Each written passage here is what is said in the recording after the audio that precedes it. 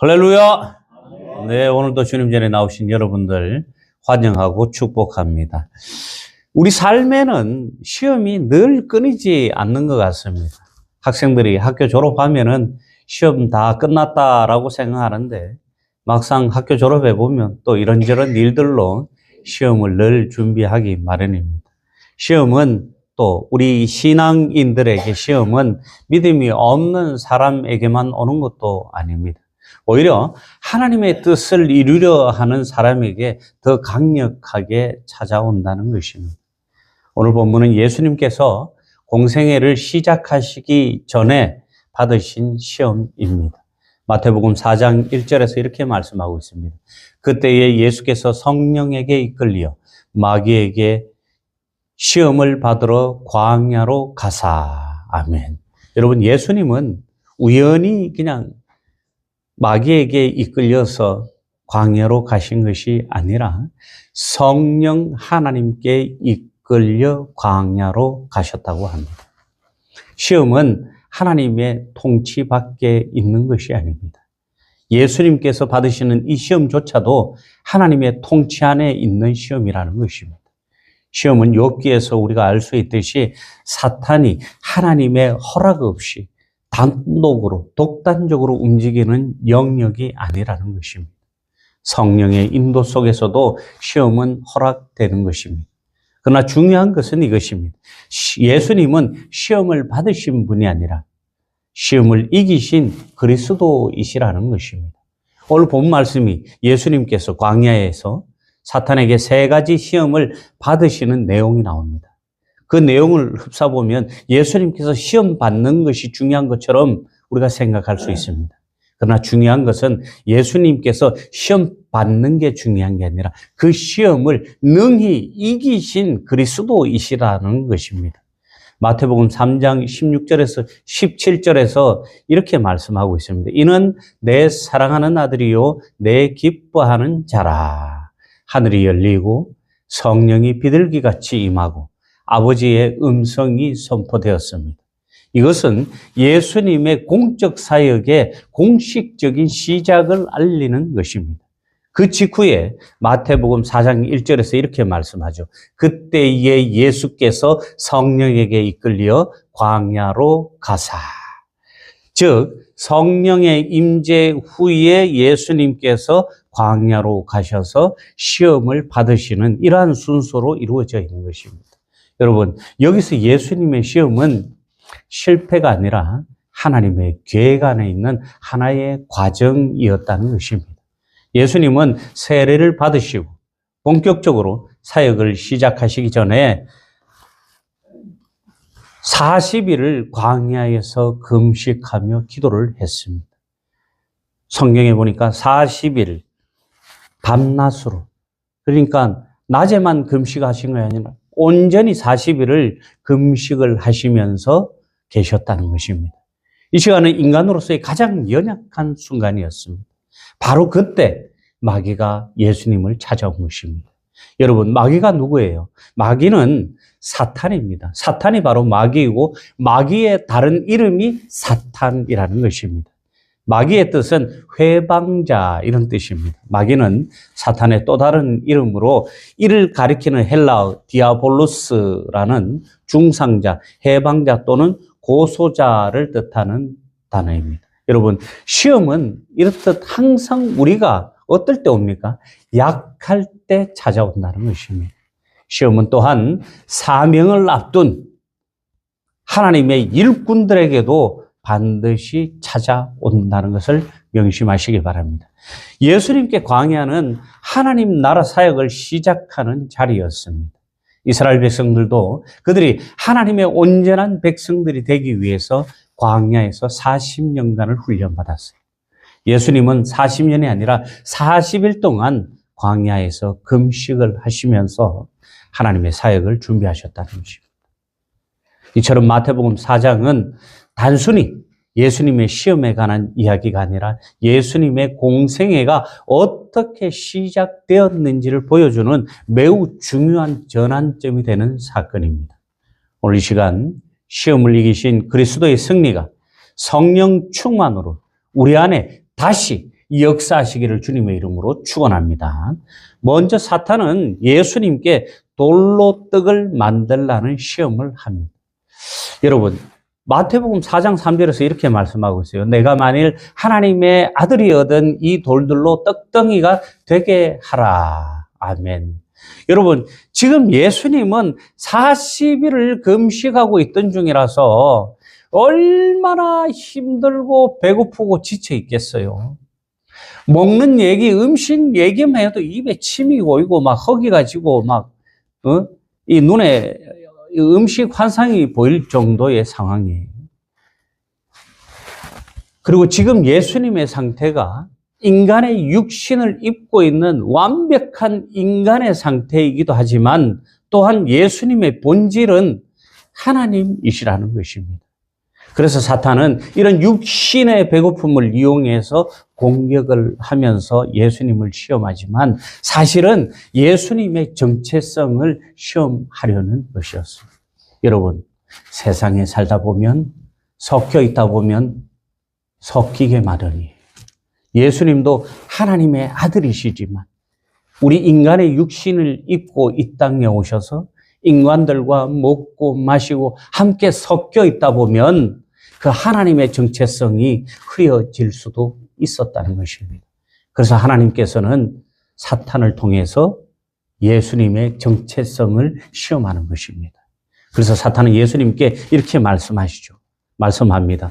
내가 하나님의 아들이라면 이라고 말하면서 사람이 아니라 하나님의 아들이라는 이 정체성에 대해서 먼저 거론을 합니다. 마태복음 3장 17절에 이는 내 사랑하는 아들이요 내 기뻐하는 자라. 아멘. 하나님은 이미 예수님을 하나님의 아들이라고 선언을 하셨어요. 그러나 사탄은 그런 예수님에게 다시 한번 내가 하나님의 아들이라면 이라고 하면서 비아냥거리면서 예수님의 정체성에 의심을 심습니다. 그러나 하나님의 아들이신 예수님은 사탄에게 말씀으로 대답을 하셔요. 마태복음 4장 4절에 예수님께서 이렇게 말씀하십니다. 사람이 떡으로만 살 것이 아니요 하나님의 입으로부터 나오는 모든 말씀으로 살 것이라. 아멘.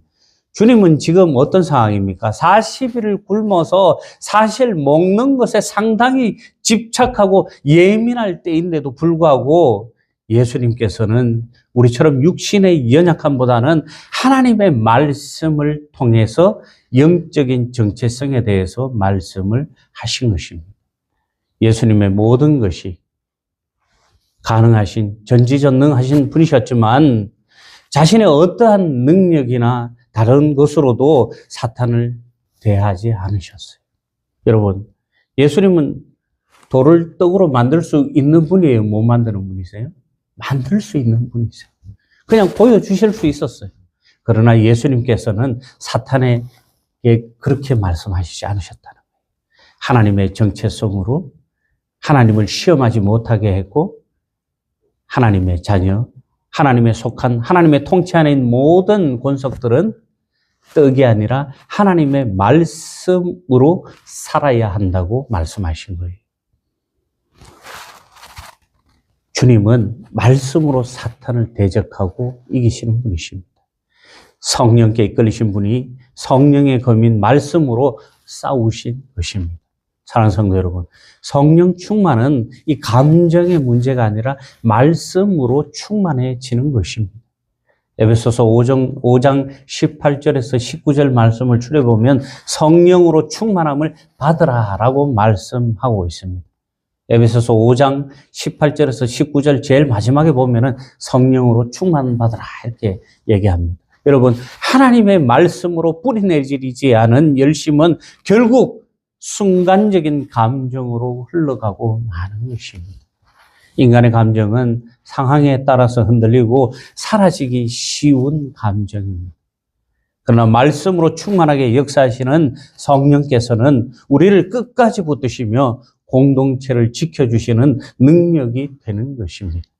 성령께서 우리에게 임재하시면 말씀을 기억나게 하시고 또 우리가 말씀을 붙들게 하시고 말씀으로 사탄의 거짓을 분별할 수 있게 만드는 것입니다. 요한복음 6장 35절에 나는 생명의 떡이니 내게 오는 자는 결코 줄이지 아니하리라 이렇게 말씀합니다. 예수님은 우리를 영원히 마르지 않는 생명수와 생명의 떡으로 살리시기 위해서 그 옛날 십자가에서 굶주림과 목마름을 참으셨다는 것입니다. 저와 여러분들의 죄를 구원하시기 위해서, 저와 여러분들의 그 더러운 죄를 씻어주시기 위해서 참으셨다는 거예요. 성령께서 말씀으로 여러분들의 정체성을 굳게 붙들어 주시고 시험 앞에서 흔들리지 않고 하나님의 자녀로 담대히 살아가기를 주님의 이름으로 축원합니다.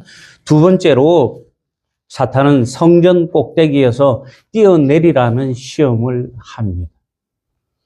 4장 16절에 보면은 마귀가 예수를 거룩한 성으로 데려다가 성전 꼭대기에 세우고 마귀가 예수님께 당신이 하나님의 아들이라면 뛰어내려 보라고 합니다. 그러면서 사탄은 성경에 기록되어 있는데 여기서 네가 뛰어내리면 하나님이 너를 위해 천사들에게 명령하실 것이다. 그러면 천사들이 손으로 너를 붙잡아 내 발이 돌에 부딪히지 않도록 해줄 거야. 그렇게 얘기하면서 네가 만일 진짜 하나님의 아들이거든 뛰어내려 봐라 이렇게 하는 것입니다. 여러분 살살 예수님을 약오르게 만드는 거예요. 예수님을 조롱하는 것입니다. 여러분 오늘 본문을 보니까 우리만 하나님의 말씀을 인용하는 것이 아니라 누구도 하나님의 말씀을 인용하고 있어요. 지금 사탄도 하나님의 말씀을 인용하고 있더라는 것입니다. 그러나 여러분 중요한 건 뭔지 압니까? 우리는 말씀을 그대로 인용하고 순종하지만 사탄은 하나님의 말씀을 왜곡한다는 거예요. 여러분 사탄의 이 조롱에 예수님은 다시 말씀으로 응답하십니다. 예수께서 이르시되 또 기록되었으되 주 너의 하나님을 시험하지 말라 하였느니라 하시니 뭐라고 했다고요? 주 너의 하나님을 시험하지 말라. 이 시험은 예수님께 십자가 없는 영광을 이야기하는 것입니다. 그냥 고난 없이 하나님께 인정받으라는 유혹입니다. 하나님의 아들이니까 그냥 세상에 와서 굳이 조롱받고 힘들고 죽으면서까지 십자가에서 고통당하지 말고 그냥 편안하게 영광만 받아라 이렇게 유혹하는 것입니다. 그러나 주님은 그 영광의 길이 아니라 우리를 위하여 십자가의 고통과 죽음을 향한 길을 선택하셨습니다. 빌립보서 2장 8절에서 죽기까지 복종하셨으니 곧 십자가에서 죽임이라. 여러분, 예수님께서는 우리의 죄를 위해서 이 땅에 오셔서 죽기까지 하나님께 복종하고 십자가에서 죽으셨다는 것입니다. 우리를 위하여 죽기까지 복종하고 십자가에 달리신 예수님. 그 예수님의 사랑과 은혜를 기억하시기 바랍니다. 사는 성도 여러분, 하나님 나라는 쇼맨십이나 흉내내는 것으로 세워지고 존재하는 나라가 아닙니다. 성령의 능력은 초자연적인 현상으로 나타나는 겉모습의 화려함이 아니라 우리들이 하나님의 말씀에 순종할 때 그 순종의 자리에서 나타나는 하늘의 권능을 말하는 것입니다. 여러분, 성령 충만한 사람은 사람이 주는 세상의 박수나 영광보다 주님의 말씀을 듣고 순종을 선택하는 사람입니다. 여러분, 성령 충만한 삶은 세상이 주는 안락함이나 달콤함보다 힘들지만 비록 내가 손해볼지라도 십자가를 지는 삶을 기꺼이 선택하는 삶을 말하는 것입니다. 십자가 없는 구원과 부흥은 없습니다. 예수님께서 그때에 십자가에 달리시지 않으셨다면 오늘날 우리의 구원과 우리의 부흥은 없는 것입니다. 하나님 나라가 더 이상 이 세상에 존재할 수도 없는 것입니다. 성령의 역사는 겸손과 순종으로 우리가 주님과 함께할 때 우리 삶에 임하는 것입니다. 성령께서 여러분을 십자가의 길로 담대히 이끄시기를 바라며 사람의 환호나 박수가 아니라 하나님께 영광 돌리고 하나님의 인정을 구하는 성도 모두가 되시기를 주님의 이름으로 축원합니다. 마지막으로 내게 절하라는 시험을 합니다. 여러분, 이 무슨 얘기예요? 사탄이 자기에게 예수님을 절하라고 얘기하는 거예요. 지금 예수님께 경배의 대상을 바꾸라고 이야기하는 것입니다. 저와 여러분들과 예수님은 누구에게 절을 해야 돼요? 오직 한 분 하나님께만 절해야 하는 것입니다. 그 유일하신 하나님에 대한 경배의 대상을 지금 사탄은 시험하고 있는 것입니다. 마귀는 다시 아주 높은 산 꼭대기로 예수님을 데리고 올라갑니다. 그곳에서 세상의 모든 나라와 영광을 보여줍니다. 그리고 마귀가 예수님께 이렇게 말합니다. 당신이 만약 내게 엎드려 경배하면 이 모든 것을 당신에게 주겠소. 영화에서 보면은 출세기에 눈이 어두운 사람들을 어디로 데리고 갑니까?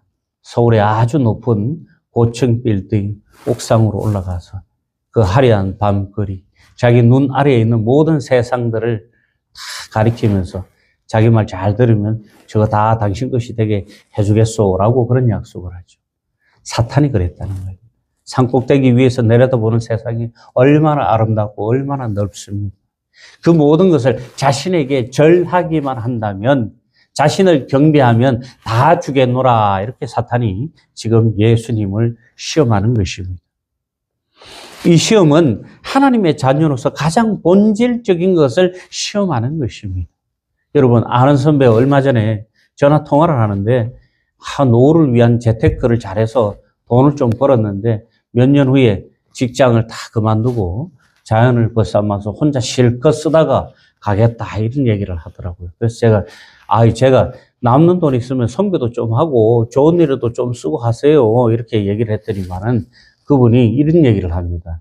야, 돈은 아무리 벌어도 끝이 없고 아무리 벌어도 남는 돈이 없다.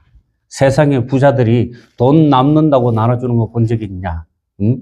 절대로 돈은 남는 적이 없다, 이런 얘기를 하더라고요. 여러분, 모든 인간은 이처럼 욕심이라는 것을 가지고 있습니다. 아무리 많은 돈을 가지고 있어도 만족하지 못한다는 거예요. 더 높아지려는 욕심, 더 많이 가지려는 욕심, 이것이 인간이 가지고 있는 본질적인 욕구의 문제입니다. 이 욕심 때문에 인간들이 죄를 범하는 것입니다. 예수께서도 인간의 몸으로 이 땅에 오셔서 인간으로 사는 삶을 살고 계셨기 때문에 이런 본질적인 문제에 놓여 있었고, 따라서 무엇을 삶의 목적으로 할 것인지, 누구를 경배할 것인가에 대한 이 본질적인 시험을 당합니다. 그러나 예수님은 우리와 같은 인간으로 이 땅에 오셨지만, 우리와 같은 인간으로 이 땅에 살고 계시지만, 그 본질은 하나님이시기에 사탄에게 단호하게 이렇게 말씀합니다. 사탄아 물러가라. 기록되었으되 주 너의 하나님께 경배하고 다만 그를 섬기라 하였느니라. 아멘. 오직 하나님만을 경배하고 하나님만을 섬겨야 한다고 말씀하십니다. 여러분, 십자가는 하나님에 대한 순종의 자리였고 하나님에 대한 경배의 자리였습니다. 예수님은 사탄에 절하지 않으시고 십자가에서 기꺼이 자신을 다 내어주시면서 자신의 거룩한 보혈로 우리의 더러운 죄를, 우리의 모든 죄를 다 씻어주셨어요. 요한일서 2장 17절에서 이 세상도 그 정욕도 지나가되 오직 하나님의 뜻을 행하는 자는 영원히 거하느니라, 이렇게 말씀합니다. 여러분, 성령께서 우리 안에 거하실 때, 우리가 성령님과 함께 하실 때 우리는 세상에 경배하지 않고 오직 하나님만을 경배하고 하나님께만 예배할 수 있는 것입니다. 성령 충만은 하나님의 자녀들이 하나님 한 분만으로 만족하고 기뻐하는 삶을 말하는 것입니다. 여러분, 성령 충만하시기 바랍니다. 성령께서 여러분들의 마음을 다스려 오직 하나님만 경배하는 거룩한 성도들이 되시기를 바랍니다. 여러분, 항상 유혹은 달콤하게 우리를 유혹합니다. 늘 우리는 이 달콤한 유혹에 쉽게 넘어가서 결국 그것이 우리 인생의 발목을 잡히고 마는 것입니다. 여러분, 유혹은 처음에는 굉장히 달콤해요. 얼마나 달콤한지 모릅니다. 그러나 그 끝은 사탄에게 발목 잡혀서 쓰디쓴 독약으로 우리를 파멸시키는 것입니다. 그러나 하나님의 아들이신 예수님은 달콤한 그 유혹을 모두 거절하셨어요. 그래서 우리는 그로 인해서 더러운 죄에서 자유함을 얻게 된 것입니다. 그로 인해서 우리는 자유함을 얻게 되었고 하나님의 자녀가 된 것입니다.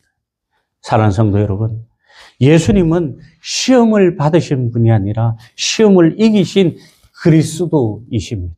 아담은 뱀의 유혹에 걸려서 실패했어요. 이스라엘은 광야에서 시험에 넘어져서 40년을 훈련받았습니다. 그러나 예수님께서는 승리하셨습니다. 예수님의 그 승리가 십자가에서 완성된 것입니다. 그리고 부활로 선포된 것입니다. 그리고 성령께서 그 승리를 우리에게 적용하십니다. 우리는 혼자서 싸우는 것이 아닙니다. 시험을 이기신 그리스도 안에서 임마누엘 하시는 주님과 함께 싸우는 것입니다. 지금 광야 같은 인생을 지나가고 있습니다. 여러분, 그렇다면은 성령 충만하시기 바랍니다. 성령 충만하시기 바랍니다. 성령 충만하시기를 원하신다면 말씀으로 충만해져야 합니다. 여러분, 성령 충만한 것은 세상의 그 어떤 것으로도 충만할 수 없는 것입니다. 하나님의 자녀인 우리가 성령 충만하기 위해서는 온전히 하나님의 것으로 우리가 채워지고 우리 자신에게서 하나님의 것이 가만히 있어도 드러나고 우리 삶 속에 그리스도의 향기가 그냥 뿜어져 나오는 거예요. 그럴 때 우리가 누구를 바라보게 되고 하나님만 바라보게 되고 하나님을 사랑하게 되는 거예요. 그냥 사랑합니까? 열렬히 사랑하는 마음이 생깁니다. 그럴 때 우리는 성령 충만하다 이렇게 얘기하는 것입니다. 사탄의 시험을 이기신 그리스도께서 말씀으로 오늘도 우리 안에서 우리를 세상에서 이기게 하십니다. 주님이 주시는 승리를 누리는 저와 여러분들 모두 되시기를 주님의 이름으로 축원합니다.